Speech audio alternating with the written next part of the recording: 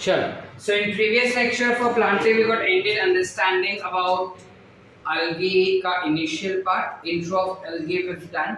We'll go a step more ahead and understand about the details of types of algae. So when we talk about types of algae, पिछले lecture में ही हम discuss कर चुके कि algae जो होते हैं वो तीन टाइप के होते हैं. सबसे पहला होता है क्या?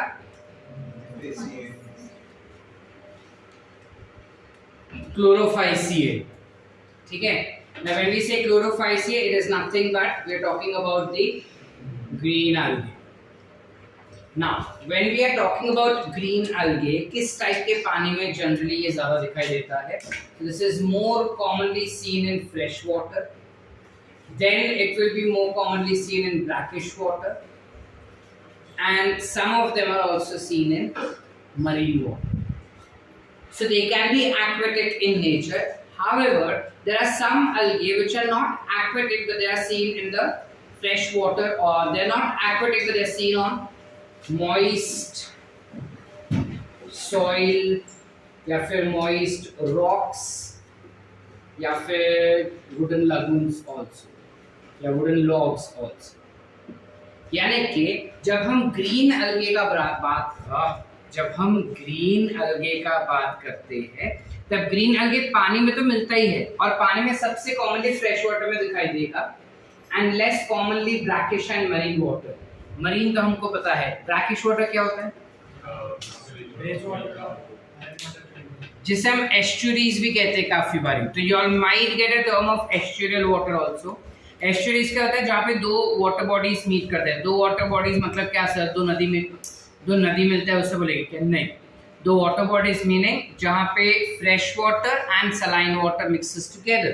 That region will have less saltiness as compared to ocean and more saltiness or more salinity as compared to fresh water. ऐसे टाइप के पानी को हम कहते हैं brackish water. तो brackish water और marine water में green algae थोड़े कम दिखाई देते हैं, fresh water में ज़्यादा दिखाई देते हैं. That is the reason that you have most of eutrophication occurring. ठीक है. यूट्रोफिकेशन का मेजर कारण होता है ग्रीन algae. यूट्रोफिकेशन पता है क्या होता है? Ageing of any water, inland water bodies का ageing is called as eutrophication. ठीक है. शुभांकर अपने को पता नहीं होगा एजिंग का भी मतलब पता है क्या होता है? बेसिकली तुम्हारा पानी जो होता है वो खराब हो जाता है. तुम्हारा मतलब वो नदी का या फिर वो पॉन्ड का या वो लेक का पानी खराब हो जाता है ऑर्गेनिक मैटर से. अब वो खराब ऑर्गेनिक मैटर जो होता है वो अलगे को बहुत पसंद है, तो अलगे उधर आके ग्रो करने लगता है. जब अलगे उधर आके ग्रो करता है ना, तो ऑब्वियसली वो पानी लेगा वहां से, और जब वो वहां से पानी लेता है, पानी के साथ साथ न्यूट्रिएंट्स भी सारा खींच लेता है, जिस वजह से उस पानी के अंदर के जितने भी लिविंग ऑर्गेनिजम्स थे, लेट्स से प्लांट हुआ, एनिमल हुआ, फिश हुआ, वो मर जाते हैं. और मर जाने के बाद वहीं पे डिपॉजिटेड रहते हैं, और वहीं पे डिपॉजिटेड रहने की वजह से वहाँ का ऑर्गेनिक कंटेंट बढ़ते जाता है और वाटर लेवल कम होते जाएगा. तो एक टाइम के बाद क्या हो जाता है कि वहाँ पे पानी पूरी तरह से खत्म हो जाएगा और सिर्फ ऑर्गेनिक मैटर बच जाता है. बेसिकली मार्शी लैंड बन जाता है, और इसे हम कहते हैं यूट्रोफिकेशन. तो यूट्रोफिकेशन का मेजर कारण होता है ग्रीन algae. आप क्लियर? चलो आगे. इसके अलावा जो ग्रीन algae रहते हैं ये they have chloroplast present in them, and that chloroplast is present of different shapes. वो रिबन शेप के हो सकते हैं, वो कप शेप का हो सकता है, वो स्फीयर शेप का हो सकता है, ठीक है, वो राउंड हो सकता है, etc. There are multiple different types of shapes that we see in them. Now since you have chloroplast, obviously you will have photosynthetic pigments. So when you talk about different types of photopigments that you see in them, you will have chlorophyll A present in them, chlorophyll B present in them, carotenoids present in them. When I write term carotenoids, it is understood that carotene and xanthophylls will be seen in them, because carotene and xanthophylls are part of carotenoids itself. ठीक है. धीरे धीरे give you time to write, पहले समझ लो. ठीक है. Carotenoids के अंदर ही कैरोटीन और xanthophylls आते हैं, तो वो जो भी इसमें साथ में इंक्लूड हो जाएंगे. आप क्लियर? इसके अलावा जब खाना बना रहे हैं, खाना स्टोर भी करेंगे, So, जब हम उसको पूछते हैं कि तू भाई खाना कौन से फॉर्म में स्टोर करता है, तो ये सादा है ना, जो सादा नॉर्मली स्टोर करता है वो store food product will be in form of starch. This we have done in earlier lectures also, जहाँ पे हमने बताया कि प्लांट से वो खाना बनाता है ग्लूकोज फॉर्म में, खाने को ट्रांसपोर्ट करता है सुक्रोज फॉर्म में, और खाने को स्टोर करेगा इन स्टार्च फॉर्म। ऑलराइट, इसके अलावा जब हम ग्रीन अलगे के सेल वॉल का बात करते हैं, उनके पास दो सेल वॉल होंगे, एक आउटर सेल वॉल और एक होगा इनर सेल वॉल। एक बात दिमाग में गांठ बांध के रखना, कोई भी अलगे हो अंदर से सब सेम है, यानी अंदर से सारे सेल्यूलोज ही है, लेकिन क्योंकि इनको ऐसा शाइन करना है इसलिए बाहर से कुछ अलग क्वांटिटी भी रखते हैं। सो बाहर outermost wall will be pectose 7 hour. Clear? सुनो बेटा, समझ रहे कि नहीं? उसका inner wall will be having cellulose, outer wall will be having pectose. काफी बार इनके वॉल को पेक्टोस सेल्यूलोज वॉल भी कहते हैं, ठीक है। इसके अलावा जब हम इसके रिप्रोडक्शन का बात करते हैं,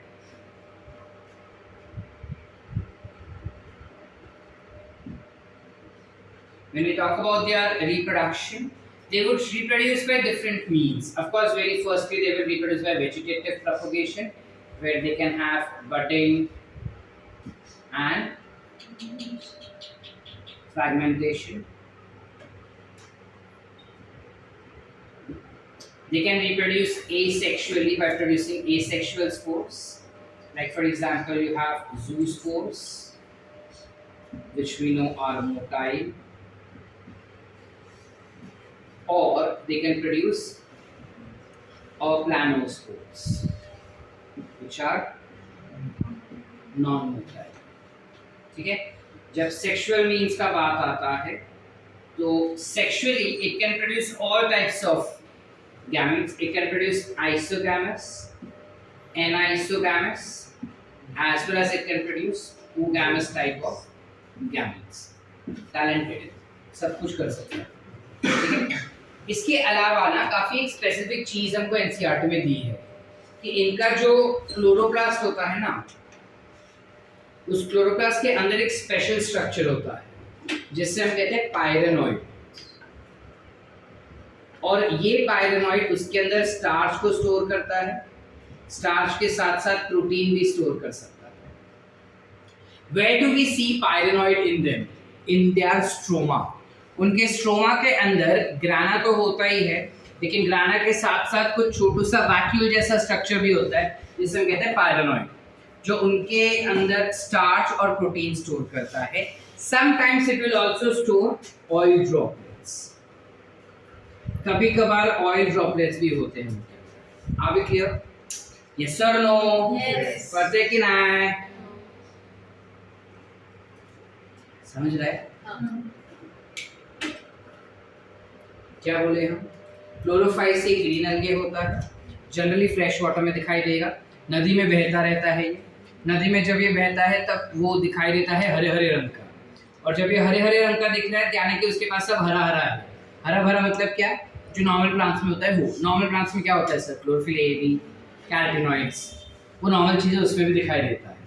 इसके अलावा जब वो खाना बनाता है तब उस खाने को स्टोर करता है नॉर्मल प्लांट के जैसा, ग्रीन प्लांट्स के जैसा स्टार्च स्टोर करेगा। इसके अलावा इसके सेल वॉल सेलुलोज से बनते हैं और पेक्टोस से बनते हैं।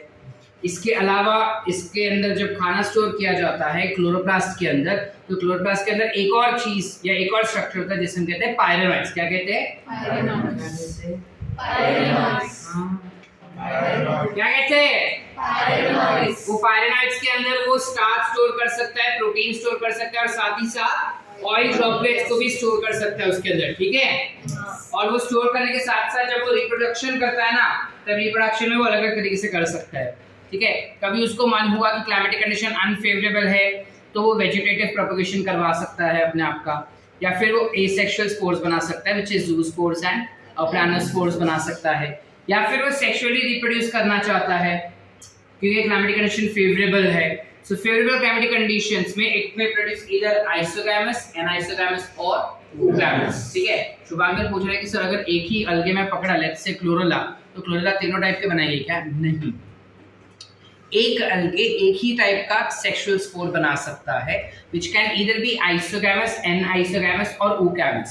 It depends on what algae we are talking about. तो हमको कैसे याद रहेगा सर किस में क्या होता है? अभी आगे किए ना पिछले लेक्चर में हम, बस वो एग्जांपल्स याद रखो, काफी है हमारे लिए। ठीक है, अब टॉकिंग अबाउट एग्जांपल्स, क्लोरोफाइसिए के कौन से एग्जांपल्स आ जाएंगे? So when you talk about chlorophyceae, their examples will include chlorella very firstly. It will include Chlamydomonas,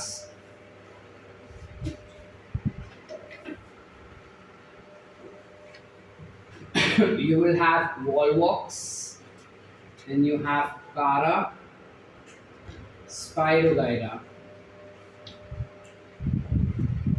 etc. becomes the examples of green algae. आप क्लियर? आप क्लियर? चले आगे। ग्रीन अलगे के बाद you have something called as Phaeophyceae, which are nothing but brown algae. अब brown algae ना हमने कभी देखा नहीं है literally. Why? Because most of the time these are marine in nature.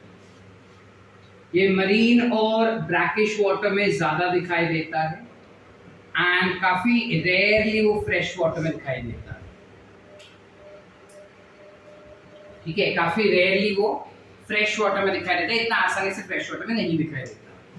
और इसका एक स्पेशल खासियत है, जब हम इस ब्राउन अलगे को देखते हैं ना, तो इसके पास root like, leaf like, stem like structure होता है। रूट, लीफ एंड स्टेम्स नहीं होगा। क्या हुआ Alisha? Root, leaf and stem नहीं होगा, बट उसके जैसा स्ट्रक्चर होता है। तो इसका स्ट्रक्चर ना कुछ ऐसे रूट जैसा स्ट्रक्चर नीचे होगा, कुछ ऐसा स्ट्रक्चर हो जाता है इसका, which is not exact root like, not exact stem like। ठीक है, और इसके ऊपर ना छोटा छोटा ऐसा दाना होता है, फोड़ी जैसा। ये फोड़ी जैसा दाना है, दोस्त nothing but a sporangium sort of, जिसके अंदर स्पोर्स रहते हैं, रिप्रोडक्टिव गैमीट्स रहेंगे या रिप्रोडक्टिव स्पोर्स रहेंगे। किसी किसी के अंदर ना यहाँ से अलग से ऐसा ऐसे करके दाना बाहर आता है, ऐसे गुच्छे में। दोस्त नथिंग बट रिप्रोडक्टिव स्पोर्स। ठीक है, so these are having root-like, stem-like structure. So they have holdfast, which is more of root-like structure. They have stipe, which is more of stem-like structure because it is stocky, and it has holdfast, stipe, and frond, which is more of leafy in nature. ठीक है, इसके अलावा जब हम इसके reproduction का बात करते हैं या इसके स्ट्रक्चर्स का बात करते हैं, it can be unicellular and small, और it can be massively branched as well.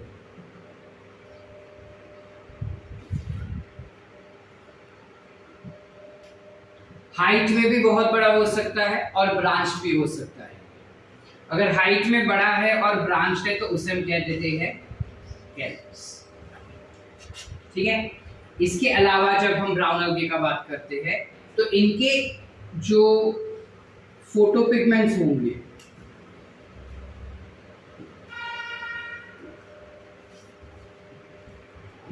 photosynthetic pigment seen in them is chlorophyll A, chlorophyll C, and carotenoids. Plus, they have a very important pigment called as fucoxanthin. This fucoxanthin helps in providing brown color to it. वो इस brown अलगे को brown colour देता है। ये सारे basic चीजें हैं, ऐसा नहीं है कि कुछ नया है अलग से पढ़ाया जा रहा है, सेम चीज हम पढ़े थे। ठीक है, इसमें कोई फैसिनेटिंग पार्ट नहीं है, whatever the facts are that is what we are mentioning over here, वो ऐसा ऐसा दिखता है। ठीक है, बेसिकली अलगे के 3 परिवार हैं। एक परिवार का नाम ग्रीन है, बिकॉज़ वो हरा दिखता है। एक परिवार के सारे जो इंडिविजुअल्स है वो ब्राउन दिखते हैं, और एक परिवार के सारे जो वो रेड दिखते हैं।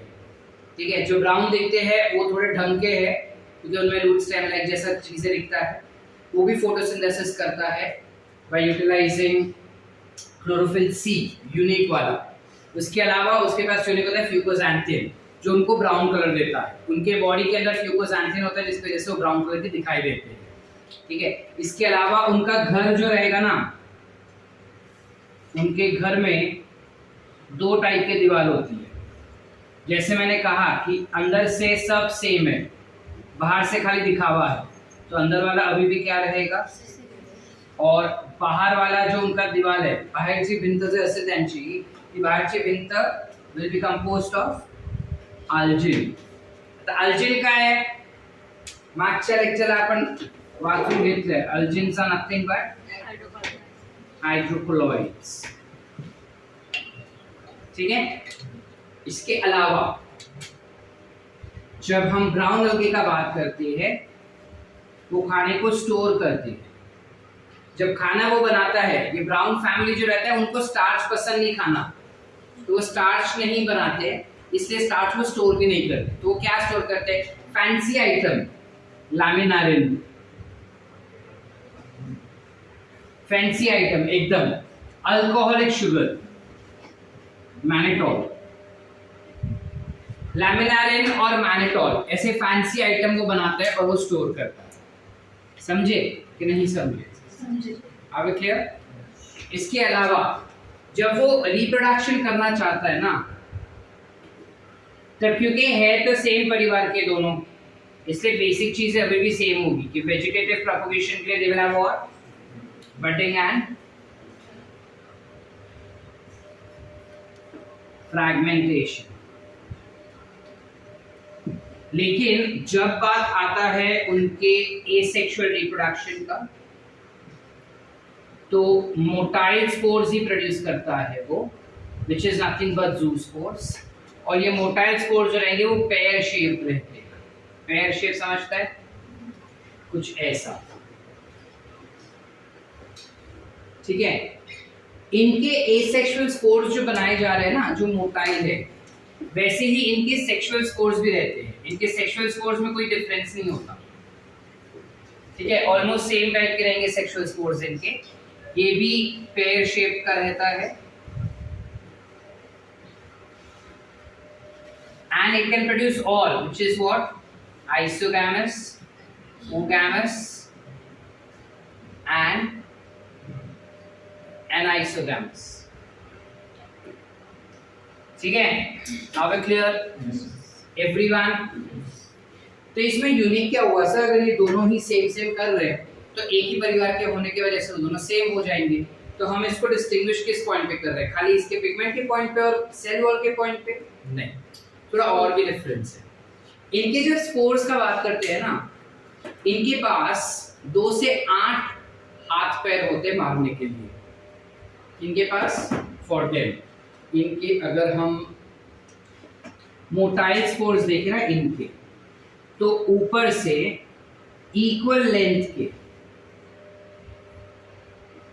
2 से 8 फ्लैजेलम बाहर निकलते हैं। दे विल हैव 2 to 8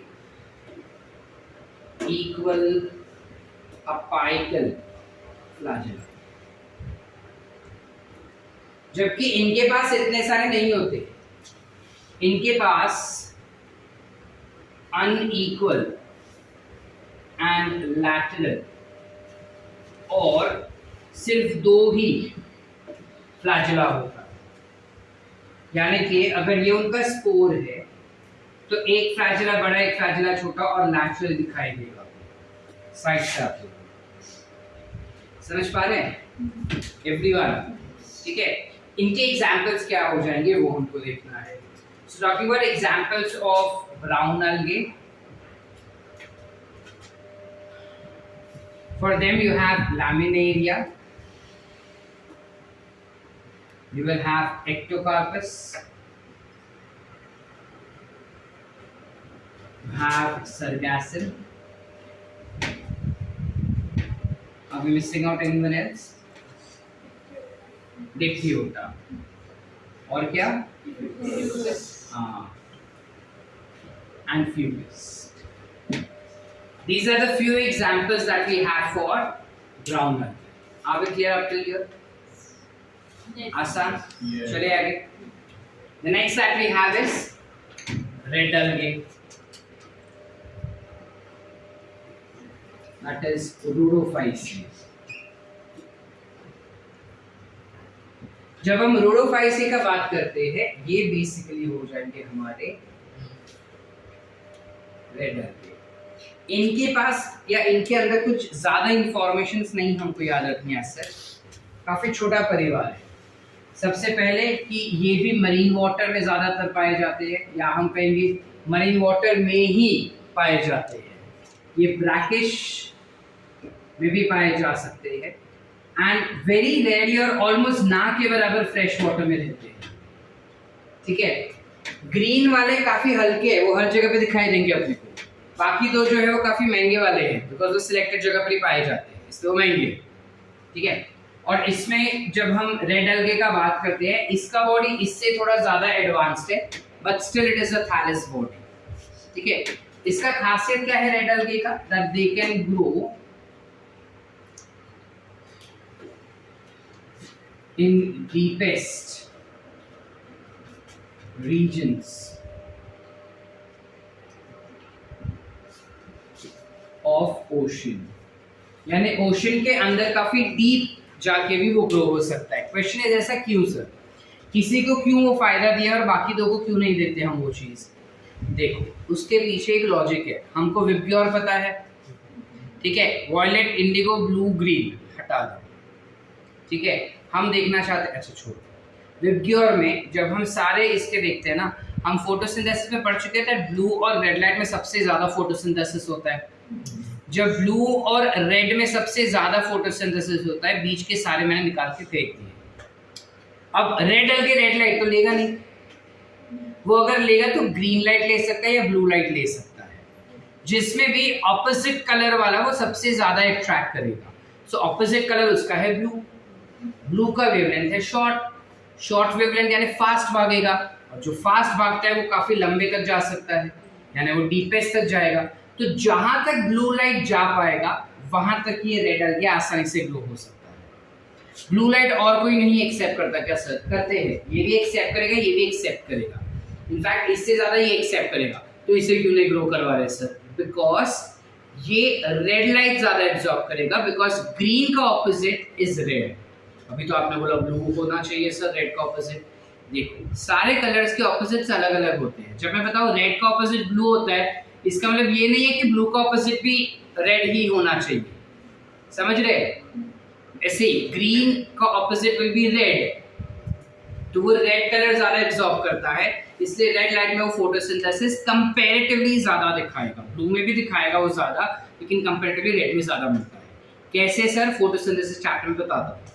यहाँ तक क्लियर? चले आगे. कॉन्सेप्ट क्यों डीपेस्ट ऑफ ओशन में पाया जाता है ये. इसके अलावा इस परिवार के जितने भी लोग रहेंगे ना, उनके सेल वॉल यानी घर के दीवार कैसे होगी. अंदर वाला सेम सेल्यूलोस, बाहर वाला अलग हो जाएगा. बाहर वाले में उसके पास होगा pectin plus they have polysulphate esters. अब ये पॉलीसल्फेट ईस्टर्स क्या है सर? ऐसा क्यों नाम दिए हैं? Polysulphate esters are nothing but agar agar that we are talking about. ठीक है. सो इसका खासियत है क्या हो गया? That they tend to produce agar agar, जिसके यूजेस क्या है वो हम ऑलरेडी पढ़ चुके हैं, तो we are not specifying that. ठीक है. जब हम इसके फोटोपिगमेंट्स का बात करते हैं, यानी फोटोसिंथेसिस के लिए इसके पास क्या है, खाना बनाने के लिए क्या क्या साधन है उसके पास. तो खाना बनाने के लिए उसके पास होता है क्लोरोफिल ए, उसके पास होगा क्लोरोफिल डी, उसके पास होगा कैरोटीनॉइड्स. इसके अलावा एक और स्पेशल साधन होता है इसके बॉडी के अंदर, जिस वजह से वो लाल रहता है हमेशा, which is called as R-phycoerythrin। इस पर्टिकुलर स्पेसिफिक पिगमेंट की वजह से they turn out to be red in colour. Are we clear up till here? Yes और नो? Yes. क्या बहन सुनने वाली है? जमू दो क्या बराबर, चल जगह दो उसको बेटा। वो ऑलमोस्ट गई थी।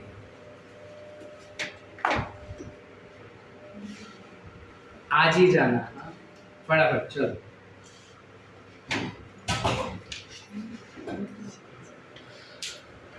क्या रे, कल रात को क्या गौरी विसर्जन के साथ खुद का भी विसर्जन करके आई? हाँ, बहुत लेट नाइट तक बाहर थी।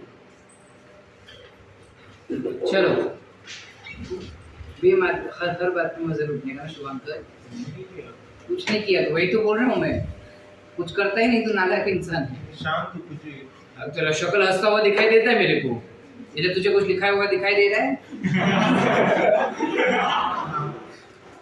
चलो, when we talk about next thing कि ये उन्होंने फोटोसिंथेसिस तो किया, लेकिन खाना भी बनाएगा ना, वो खाना बना के स्टोर करेगा। अब इसका ना एक प्रॉब्लम है, ये बंदा बहुत अंदर रहता है ना, दूर रहता है बहुत, और दूर रहने की वजह से उसको खाना बनाना आता नहीं है। उसने उसकी बहन को पूछा कि खाना कैसे बनाने का, तो उसने रेसिपी बताया, वैसे इसने बनाया, लेकिन वो खाना जल गया। तो जला हुआ खाने को हम क्या कहेंगे? फ्लोरिडीन स्टार्च। बनाता तो ये भी स्टार्च ही है, लेकिन जला हुआ, इस वजह से कहेंगे फ्लोरिडीन स्टार्च। ये कैसा दिखता है? जब खाया ना लोगों ने, तो उनको ऐसा लगा कि ये थोड़ा थोड़ा ग्लाइकोजन जैसा है टेस्ट में। तो किसी ने बोला कि नहीं ग्लाइकोजन जैसा नहीं, अमाइलो पेक्टिन जैसा दिखता है। सो अभी तक हम कोई कंक्लूजन पे नहीं आए कि ये दिखता कैसा है या खाया तो टेस्ट कैसा है इसका। Is it the taste thing? No, it's the structure thing that we are talking about ना बाबा।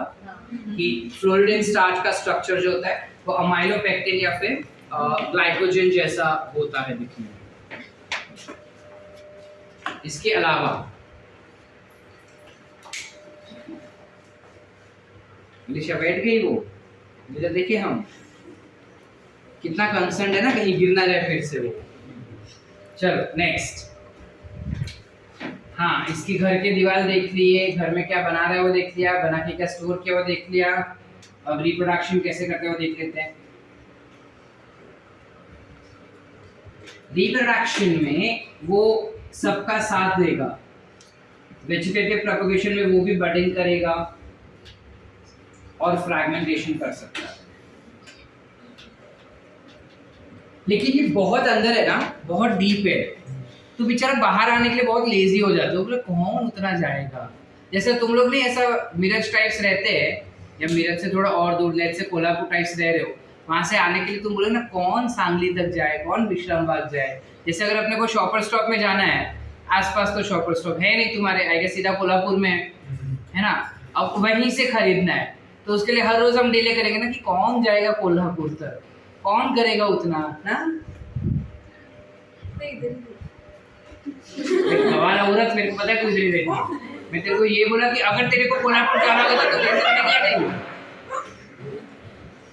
अगर जाना होगा तो लेजीनेस आएगा या नहीं कि कौन उतना जाएगा करके? जाने दो, अलीशा को पूछ, घर से इधर आते आते वो लेजी हो जाती है, कौन विश्राम बाग के उधर प्रारंभ तक जाएगा? जाने तो इधर बैठ के पढ़ लेती है, हमें जिधर जगह देखा उधर बैठ के पढ़ लेती है वो।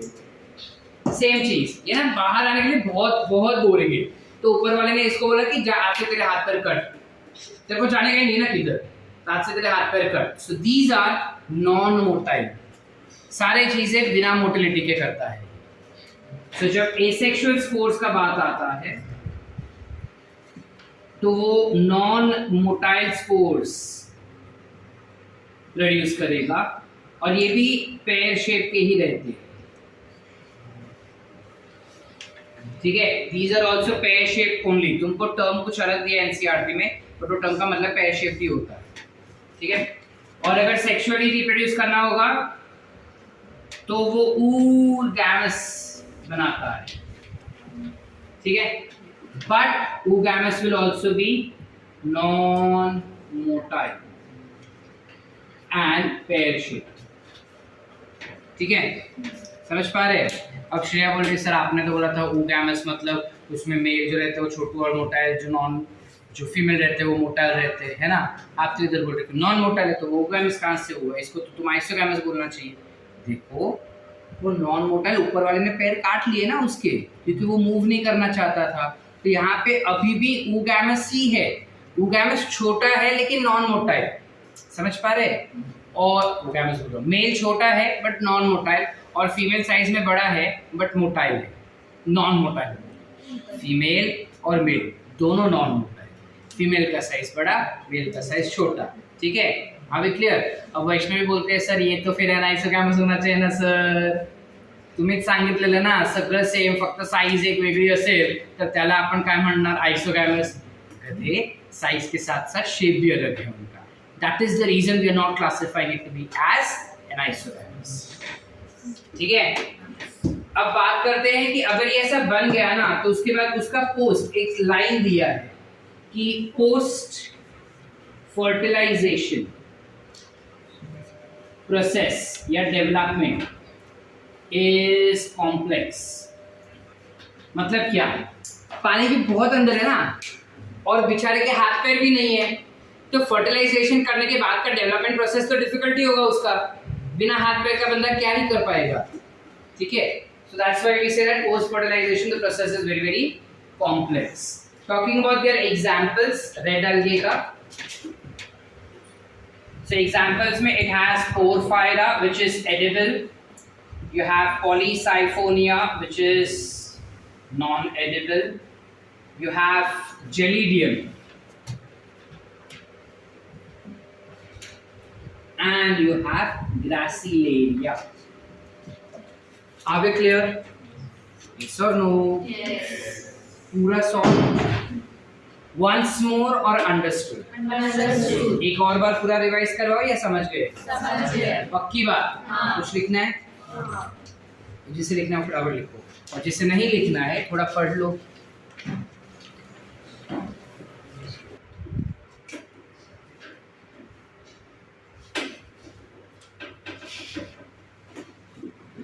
Now, when you talk about division Bryophyta, इसमें क्या क्या खूबियां होती है इस परिवार के अंदर? ये जो परिवार है ना ब्रायोफाइटा का, ये काफी यूनिक टाइप का परिवार है। ऐसा क्यों बोल रहा हूँ मैं? क्योंकि जैसे एनिमल्स में एम्फीबियन होता है, वैसे ये प्लांट एम्फीबियंस कहे जाते हैं। क्यों सर? ये पानी और जमीन दोनों में जीते हैं क्या? नहीं, ये पानी और जमीन दोनों में नहीं जीते, लेकिन इनको रिप्रोडक्शन के समय पे पानी का जरूरत होता है। बिना पानी के इनके रिप्रोडक्शन साइकिल कभी कंप्लीट ही नहीं होता। इस वजह से हम कहते हैं कि ये एम्फीबियंस ऑफ प्लांट्स है, where they require both land as well as water for completing their life cycle. Understood? With that respect, what is their body organization? So body organization depends on the type of plant. इस परिवार के अलग अलग भाइयों को अगर हम देखेंगे, जैसे एक भाई का नाम है लिवरवर्ट्स, तो लिवरवर्ट्स जो है वो कंप्लीटली थैलस होते हैं, completely thallus, and so are hornworts. इन दोनों का जो बॉडी रहेगा वो थैलस टाइप का ही बॉडी होता है, ज्यादा कुछ वेल ऑर्गेनाइज्ड होता नहीं है, ठीक है? ये अगर ये जमीन रहेगा ना तो जमीन पे वो ग्रो ऐसे होगा, फ्लैट ग्रो होता है और फिर ऐसे ऊपर चला जाता है, ठीक है? ऐसे ग्रो होता है दोनों। जबकि अगर हम मॉसेस के बारे में बात करें ना, तो इनका बॉडी जो होता है वो अच्छे से डिफाइंड होता है, जहां पे उनके पास राइजोइड्स होते हैं which are root like structure, उनके पास लीफी गैमेटोफाइट होता है, उसके अलावा इसके पास स्टेम लाइक स्ट्रक्चर होता है, ठीक है, जिसे हम कहते हैं सीटे, एंड उसके पास स्पोरेंजियम जैसा भी होता है, फ्रूटिंग बॉडी जिसे हम कह सकते हैं, फ्रूटिंग बॉडी लाइक स्ट्रक्चर भी होता है उसके पास, जिसे हम कहते हैं कैप्सूल। ठीक है, we call this structure to be as capsule. So if I have to talk about these organisms, on very first place we'll go for the basic life cycle of this organism. So अगर मैं mosses के बारे में ही ज़्यादा देखूँ, अगर हम mosses के बारे में ही ज़्यादा देखें, क्योंकि जनरली अपने को मॉसिस से दिखाया जाता है। अगर तुमने ध्यान से कभी देखा होगा तो जो रेड कलर का ब्रिक्स होता है ना, ईट, ठीक है, वो ईट को अगर तुम ध्यान से देखते हो तो पानी में बहुत ज़्यादा रहने की वजह से उसके ऊपर ग्रीन कलर का वेलवेट लग जाता है। ये वेलवेट स्टिकी नहीं होता, बट इट इज़ वेरी फरी इन नेचर। अगर किसी के घर के आसपास ऐसा ईट रहेगा तो कल लेकर आना, ठीक है, वो पूरा ऐसा फरी होता है। वो जो फरीनेस है ना, that is because of mosses that have grown on their. तो ये मॉसेस क्या है? These mosses में we take an example of something called as funaria. Funaria के साथ क्या होता है, उसके नीचे के रीजन में कुछ ऐसे रूट जैसा स्ट्रक्चर होता है जिसे हम कहेंगे क्या, राइजोइड्स, यानी रूट लाइक स्ट्रक्चर। इसके एग्जैक्ट ऊपर कुछ ऐसे लीफी स्ट्रक्चर्स होता है। ये लीफी स्ट्रक्चर इज देयर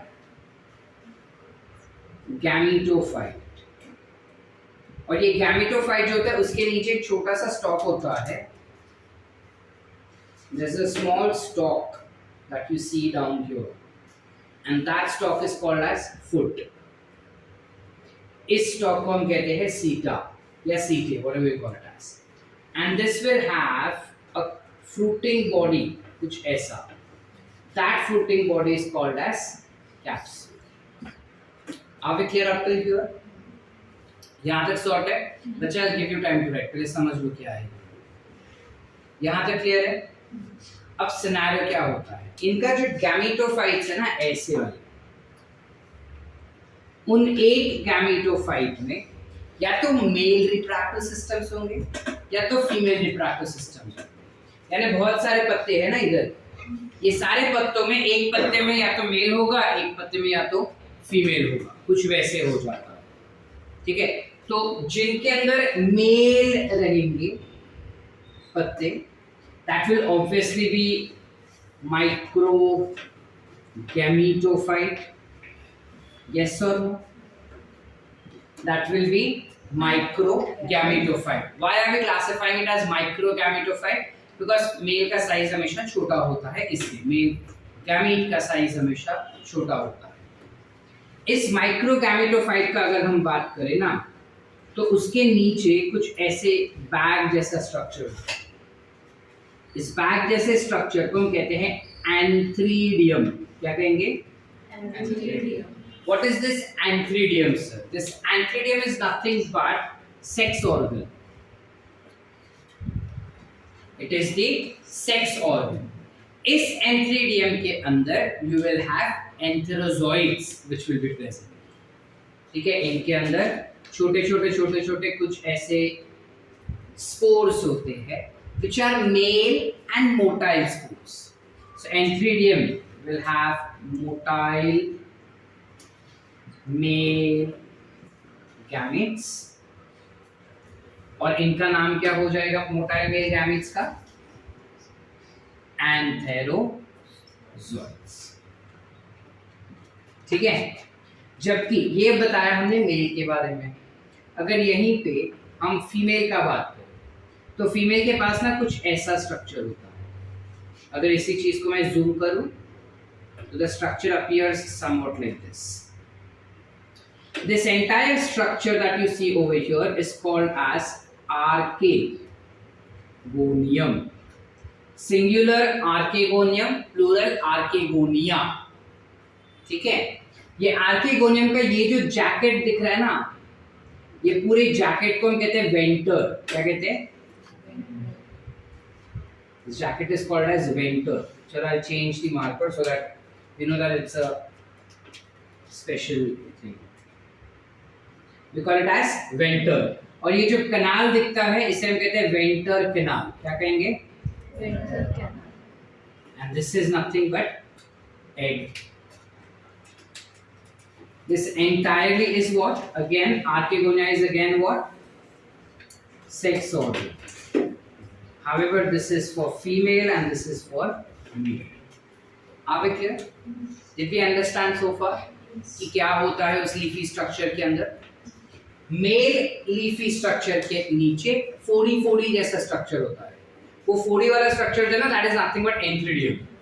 आणि त्यात लहान लहान स्मॉल एन्थ्रीझॉइड्स असतात. Antherozoids are nothing but motile male gametes. ठीक आहे. आता सोफार जेव्हा तो फेवरेबल क्लायमॅटिक कंडिशन नाहीये, वॉटर आपल्याला दिसत नाही कुठेतरी, त्यामुळे काय होतं, हा मॅच्युअरच नाही होणार, एन्थ्रोझॉइड्स मॅच्युअर नाही होणार. पण जसंच पाऊस आला किंवा पाणी आपण सांडलं असेल तिकडे खूप वेळपर्यंत, किंवा पाणी तिकडे स्टॅग्नंट झालं असेल, तर त्यावेळी काय होतं, क्लायमॅटिक कंडिशन्स बिकम्स फेवरेबल आणि त्यामुळे हा एन्थ्रोझॉइड्स लगेच मॅच्युअर होऊन जातात.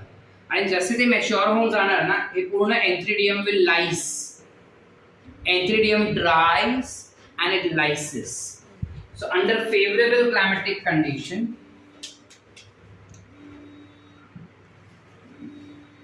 under favorable climatic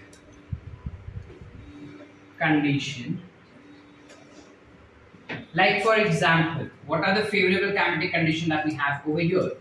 Moist environment, cold environment. ठीक है. इस कंडीशन में the entheridium lies and release enterozoids in water. जैसे ही एंथेरोजॉइड्स पानी में चले जाते हैं ना, वैसे ही ये फीमेल उस पर लाइन मारना शुरू कर देती है. मतलब क्या सर? मतलब वो कुछ केमिकल सिक्रीट करती है. उन केमिकल्स को सेंस करते हुए, sensing the chemicals secreted by female gamete, male gamete swim and reach female sex organ. वो स्विम करते हुए फीमेल के सेक्स ऑर्गन तक पहुंच जाता है. सूंघ के पहुंचते कि हाँ भाई बास इधर ही से आ रहा है करके, तो फीमेल इधर ही कहीं होनी चाहिए. वो सेक्स ऑर्गन तक जैसे ही पहुंच जाता है, through venter canal the male gamete enter female sex organ and it will do what? Fertilize egg cell. अंदर आते ही एग सेल को फर्टिलाइज कर देता है. जैसे ही एग सेल फर्टिलाइज होगा, it is obvious you will have zygote formation. Yes और no? Zygote जैसे ही फॉर्म होता है, ये जाइगोट मल्टीप्लाई होगा अभी. So the cells of zygote multiply to form embryo. इस एम्ब्रियो में से one end goes down to absorb water. म्हणजे काय? What is it forming? Rhizome. And other end rise to form sporophytes. Sporophytes म्हणजे काय? Sporophytes म्हणजे foot सीटा capsule. ठीक है? ठीक है. हाँ. समझा? आंसर ज्यादा है क्या? एनीवन? समझा? हाँ. कह रहे ये नशेड़ी समझ रहा है? दानिश क्लियर है यहाँ तक? ठीक है, क्या बताए हम? पहले उसका स्ट्रक्चर देखिए और बताया कि मेल सेक्स ऑर्गन को हम एंथीडियम कहते हैं, फीमेल सेक्स ऑर्गन को आर्केगोनिया कहते हैं। इसको माइक्रोस्पोरोफिल भी कहते हैं, इसको मेगास्पोरोफिल भी कहते हैं, इसको गैमेटोफाइट भी कहते हैं। There are different name terms that you can call it as. तो वो आगे जाता है एंड मेल गैमेट के अंदर मेल गैमेट रहेगा मेल सेक्स ऑर्गन के अंदर और एंथेरोजोइड्स। जैसे ही बारिश आता है या पानी आता है तो ये जो स्पर्म सेल्स रहते हैं, मतलब जो मेल गैमेट्स रहते हैं, वो बाहर निकल आते हैं और स्विम करना शुरू करते हैं। स्विम करते करते उनको बास आती है, कोई केमिकल को सेंस करता है। केमिकल कौन छोड़ा रहता है? फीमेल। तो उस केमिकल की तरफ जाता है वो, केमिकल की तरफ जाता है वो, फिर केमिकल की तरफ जाते जाते उसको मिल जाता है फीमेल का सेक्स ऑर्गन। खुशी के मारे वो उछलता है और सीधा डुबकी मारता है अंदर into the egg cell and it gets fertilised. Egg cell fertilise होते ही जायगोट बन गया। वो जायगोट अभी मल्टीप्लाई होता है, मल्टीप्लाई हो जाएगा तो it will form some very vague structure like this, जिसका एक एंड जो है वो नीचे जाता है रूट्स बनने के लिए, कुछ ऐसा, और दूसरा एंड जो है वो ऊपर की तरफ आएगा, कुछ ऐसा। समझ पा रहे कि नहीं समझ पा रहे? दूसरा एंड ऊपर आ रहा है, एक एंड नीचे जा रहा है, और ये हो गया उसका एक लीफी स्ट्रक्चर जो हम बात कर रहे हैं। ठीक है, अब जो ऊपर गया स्पोरोफाइट बनने के लिए, उसके बारे में देखते हैं कि वो क्या कर रहा है। Sporophytes will have capsule containing immature spores, यानी क्या? डिप्लॉयड स्पोर्स होते हैं। immature spores यानी कि उसके पास हो गए diploid spores. They undergo meiosis and get matured, यानी अपने को हैप्लॉइड ही चाहिए था तो हैप्लॉइड बन गया। जब ये मैच्योर होता है ना, तब उसी समय पे साइमल्टेनियसली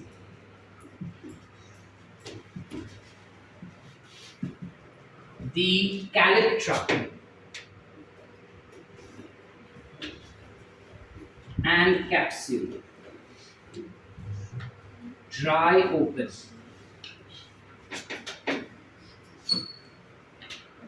यानी क्या? ये अगर कैप्सूल है ना ऐसा, तो इस कैप्सूल के आसपास एक छोटू सा कवरिंग भी होता है, कुछ ऐसे। उस छोटे से कवरिंग को हम कहते हैं कैलिप्ट्रा, प्रोटेक्टिव कवरिंग होता है। जब अंदर के स्पोर्स जो डिप्लॉयड है, अब डिवाइड वो होके जब वो हैप्लॉइड हो जाते हैं और सारे न्यूट्रिएंट्स लेके वो मैच्योर भी हो जाता है ना, तो ये कैलिप्ट्रा धीरे धीरे टूटने लगता है और उसके साथ साथ कैप्सूल भी टूट जाता है और टूट के वो फट जाता है। फट के अंदर से सारे जो स्पोर्स है वो बाहर आ जाएंगे। So capsule dry open, releasing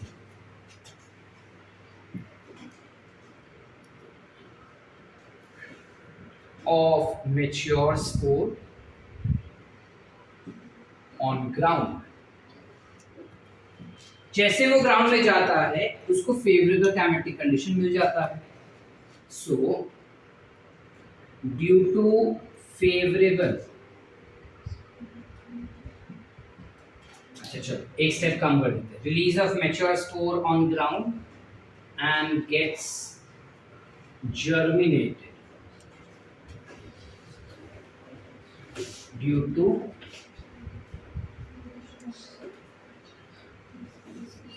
favorable conditions। Favourable climatic condition की वजह से वो स्पोर्स जो जमीन पे गिरे थे वो जर्मिनेट हो जाते हैं। स्पोर्स जो जमीन पे गिरे थे, जैसे ही वो जर्मिनेट हो जाते हैं, अब क्या होगा? On germination mosses form filamentous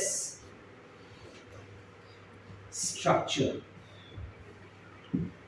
which is called as protonema। It forms a filamentous branched structure to what you call it as protonema, जो कैसा होता है, कुछ ऐसा हो।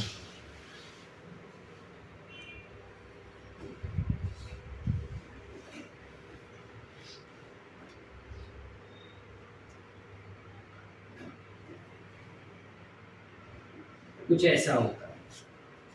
On this protonema, at certain edge, there is development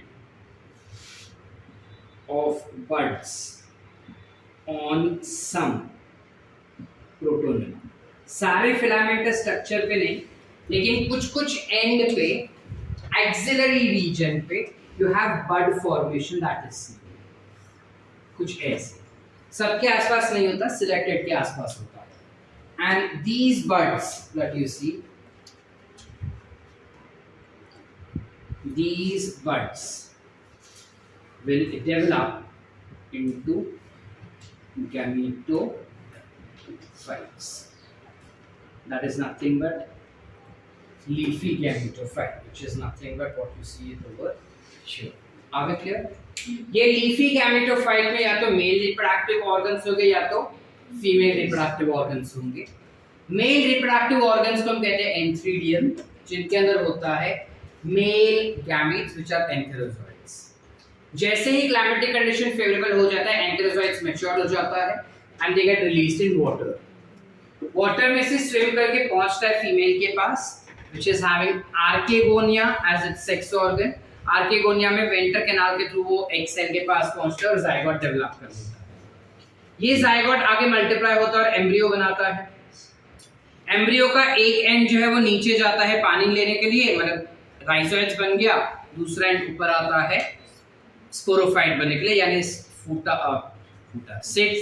foot सेटा और capsule बनेगा। वो जो कैप्सूल रहता है उसके अंदर बहुत सारे स्पोर्स रहेंगे, which are generally asexual spores you call it as। वो spores immature होते हैं because वो diploid है। धीरे धीरे करके वो meiosis करके mature हो जाते हैं। जैसे ही वो mature हो जाते हैं, कैलेप्ट्रा और जो कैप्सूल होता है वो लाइस हो जाता है और अंदर के सारे स्पोर्स बाहर जमीन पे गिरेंगे और जमीन पे गिरते वो जर्मिनेट हो जाएंगे। जर्मिनेट होते ही वो जमीन के ऊपर ऐसा स्प्रेड होती है, they spread like this and while they are spreading like this they are forming a filamentous body structure। ये जो filamentous body structure बनाया वो सिर्फ और सिर्फ मॉसिस में ही बनता है। सब तो बाकियों में क्या होगा, बाकियों में सीधा बर्ड्स बनते हैं। ठीक है, तो ये जो filamentous structure बना उसे हम कहते हैं प्रोटोनिमा, जो सिर्फ मॉसिस में दिखाई देता है। वो प्रोटोनिमा के ऊपर कुछ बर्ड्स आ जाते हैं और वो बर्ड्स आगे जाके लीफी गैमेटोफाइट्स बनाते हैं। इन गैमेटोफाइट्स के अंदर या तो मेल रिप्रोडक्टिव सिस्टम होगा या फीमेल रिप्रोडक्टिव सिस्टम होगा। मेल को कहते हैं एंथ्रीडियम, फीमेल को बोलते हैं आर्केडियम। मेल के पास होता है एंथेरोजोइड्स, जो पानी आते ही पानी में चले जाते हैं, स्विम करके पहुंचते हैं फीमेल के पास और फीमेल के आर्केगोनिया में जाके एग को फर्टिलाइज कर देंगे। एग को फर्टिलाइज करते ही जाइगोट बनाएगा जो आगे जाके एम्ब्रियो बनाता है। एम्ब्रियो का एक एंड जाएगा नीचे पानी खींचने को, दूसरा एंड जाएगा ऊपर, स्पोरोफाइट बनेगा। ऊपर जो स्पोरोफाइट बना उसके पास होता है कैप्सूल, कैप्सूल के अंदर होते हैं स्पोर्स जो इमैच्योर होते हैं बिकॉज़ वो डिप्लॉयड होते हैं। ठीक है शुभांकर, फिर वो होता है मियोसिस। उसका मियोसिस होते ही जो कैप्सूल और कैलेप्ट्रा होते हैं वो खुश हो जाते हैं कि वाह मैच्योर हो गया, तो फट जाते हैं खुशी के मारे और अंदर का सारा कचरा बाहर, मतलब सारे स्पोर्स जो है वो बाहर आ जाते हैं। जैसे ही सारा स्पोर्स बाहर आ जाता है वो जमीन पे गिरता है, फेवरेबल क्लाइमेटिक कंडीशन मिलने की वजह से वो प्रोटोनिमा बनाता है, which is seen only in mosses. ये प्रोटोनिमा जो बना है वो आगे जाके उसके ऊपर बड्स बनाता है। वो बड्स जो होते हैं सारे प्रोटोनिमा पे नहीं बनते, किसी किसी पे बनते हैं। तो जिन पे भी बने वो बड्स आगे जाके लीफी गैमेटोफाइट बनाता है। ये गैमेटोफाइट या तो मेल रिप्रोडक्टिव सिस्टम कैरी करेगा या फीमेल। मेल सेक्स ऑर्गन को कहेंगे एंथ्रीडियम, फीमेल को कहेंगे आर्केगोनियम। समझा? आगे से और ऐसा उनका रिप्रोडक्शन होते रहता है। Are we clear up till here? Yes. Any doubts? इसका asexual reproduction, इसका ecological importance, economical importance, as well as उसके हमारे शैंकिया का कैसे reproduction होता है, all of that is still pending. We've just given a basic idea as to how bryophytes reproduce. कुछ लिखना है बोर्ड से? आया ना? तो फोटो नहीं लेने का रे? हाँ